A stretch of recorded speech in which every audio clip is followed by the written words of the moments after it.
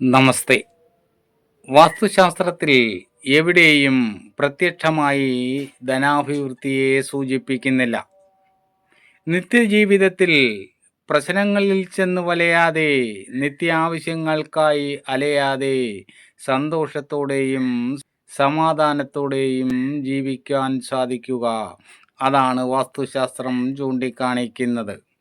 നമുക്കാവശ്യമായ പ്രപഞ്ചശക്തികൾ കടന്നുവരുന്ന ഗൃഹത്തിൻ്റെ കിഴക്ക് വടക്ക് ഭാഗം വാസ്തുശാസ്ത്രമനുസരിച്ച് പരിപാലിക്കുക. നമുക്ക് നല്ല നല്ല അവസരങ്ങൾ വന്നു ചേരും. അത് ബുദ്ധിപൂർവം ഉപയോഗിക്കാൻ ശ്രമിക്കുക. നാം തേടി നടക്കുന്ന ധനവും പ്രതാപവുമെല്ലാം നമ്മളെ തേടിയെത്തും. വന്നു ചേരുന്ന ഐശ്വര്യങ്ങൾ നിലനിൽക്കണമെങ്കിൽ ഗൃഹത്തിൻ്റെ തെക്ക് പടിഞ്ഞാറ് ഭാഗം വാസ്തുശാസ്ത്രമനുസരിച്ച് തന്നെ പുഷ്ടിപ്പെടുത്തുക.